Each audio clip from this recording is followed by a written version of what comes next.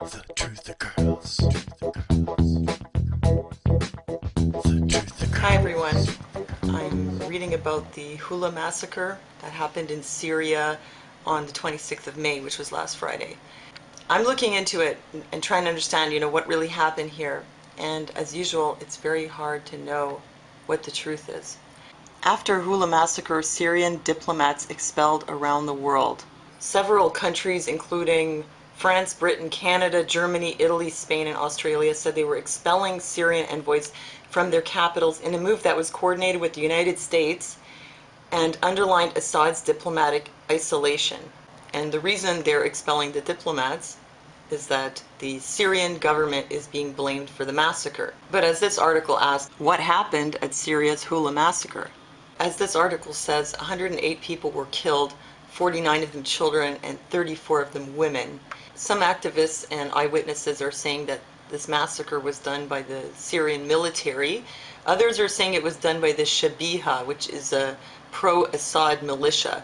The Syrian government says that it was done by terrorists. Well, if you're going to blame terrorists, i.e. Al-Qaeda, for doing this, you might as well just be blaming the CIA, because Al-Qaeda is, after all, a CIA operation, as Syrian Girl points out in her video here about what happened.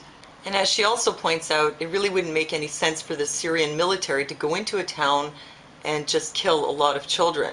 And I'd have to agree with her. I mean, right now, the global war on terror led by the American military is systematically trying to take down every country in the Middle East, either with full-out war or some other kind of operation to bring about regime change. And Syria's on the hit list.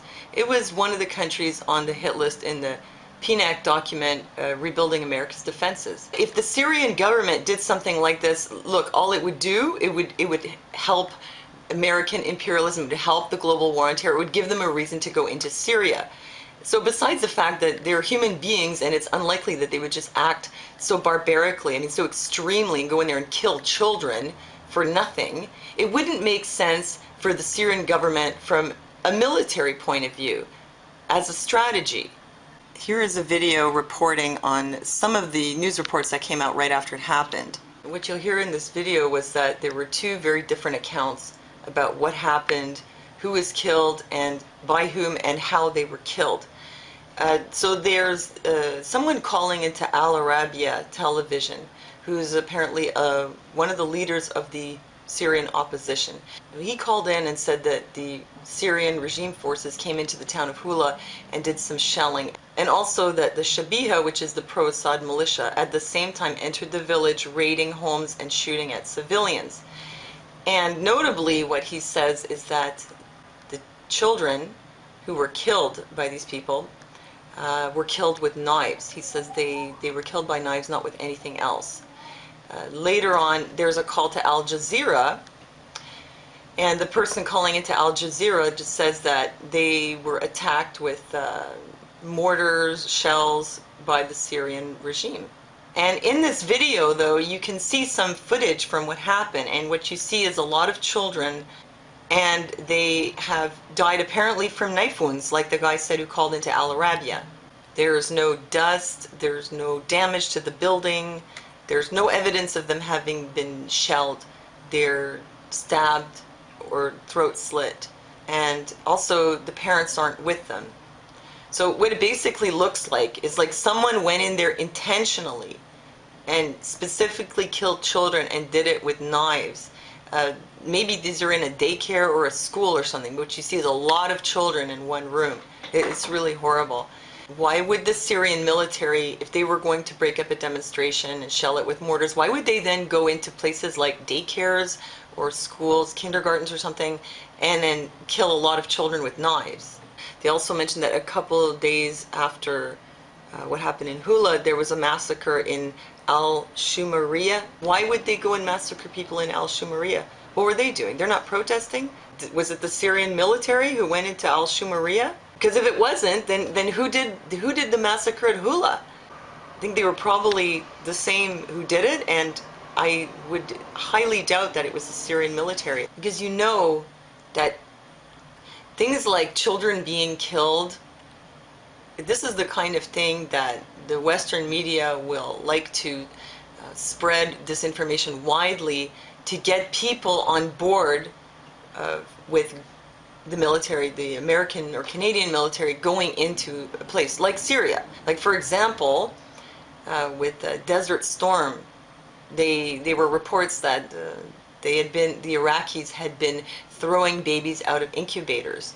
And this was later proven to be completely false, a total fabrication. This was done to cause a tear-jerk reaction in the American public so that they would say, you have to go in there and do something to protect the children. But let's make it clear, I'm not saying that the massacre at Hula didn't happen. I'm sure it happened. But the question is, who did it and why? The BBC was caught using a fake photo for the reports on the Hula massacre. Apparently they used an old photo from the Iraq War 2003. Why would they use an old photo? Well, you know, maybe they're just being sloppy. Or maybe they're doing it because what happened in Hula isn't what they're telling us happened. Maybe because the real pictures, for example, of the children all lying there together, being stabbed, maybe that would raise questions in people's minds if they saw pictures of what really happened. So rather than show us that, they just show us this photo of a lot of bodies lined up. It's a bit ironic that they're showing us bodies of children who died in 2003 were probably killed by the American military. But anyway, whatever their reasons were for using that photo, one thing I know for sure is you just can't trust the media. CNN has been caught doing fake interviews, fake news reports before with the supposed Syrian activist known as Danny. I don't know if he's really an activist or he's just an actor or what, but they were caught. And you can see the video on YouTube with the activist Danny in the fake interview. And what they basically did was told him what to say, which was that they were being heavily shelled and attacked. And then they overlaid a soundtrack of gunfire. And, well, you'll see the thing was faked. So obviously they're pursuing an agenda to shape your opinion about Syria and the need for the American military to go in there. But back to who did the Hula massacre and why would they do it? Well, either it was the terrorists, the Al Qaeda, which is CIA or some other kind of American-led fake group.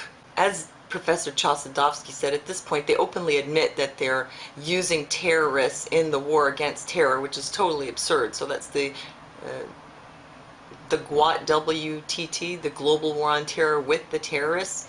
So maybe this was like a setup operation. A Syrian girl points out you don't see any tanks in the footage. So maybe there were no tanks. Maybe the Syrian military wasn't even there. Or maybe there was something that looked like military that wasn't really the Syrians' own military. I mean, why would they do that? They know it would basically just bring certain death to their government. That's all that America needs, or I should say the globalists, the globalist imperialists of the New World Order. All they need is something like a Hula massacre to be blamed on the Syrian military with the deaths of 49 children. That's all they need to have a reason to go into Syria, you know, supposedly legitimately. So I would suspect that it's one of these, like a false flag operation, basically. Do this and then blame it on the Syrian military. If the Syrian military themselves did this, they're either completely out of their minds or they're secretly on board for regime change themselves and it's part of a conspiracy. I mean, they're not completely stupid. I mean, they would have to know what the result of doing something like this would be. So the only reason they would do it was if they themselves were part of the conspiracy to overthrow their own government.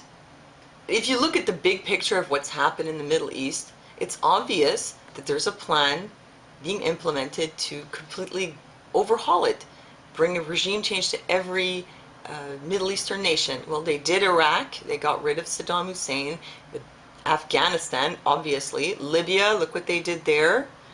Well, Tunisia already had their regime change, and so did Egypt. But you know, in Egypt it went much more smoothly because they just kicked out Mubarak and then they just put their CIA man in there, Omar Suleiman, who said, show's over, get back to work or we'll release the dark bats of night.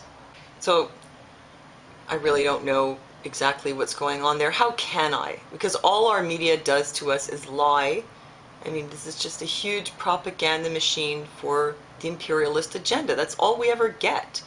So if you have any insights into this, please share them with me. And I have to say that I think this is one of the most horrible and despicable crimes against humanity that I've seen in a long time. And if this was done for the agenda of imperialism, well, God have mercy on their souls. This is just pure evil, you know. You know, how they could do such a thing, I don't know. I don't know how they sleep at night. I don't know how they live with themselves. Anyhow, I'm getting all upset, but thanks for listening to me, and please share your comments with me, and I'll see you next time.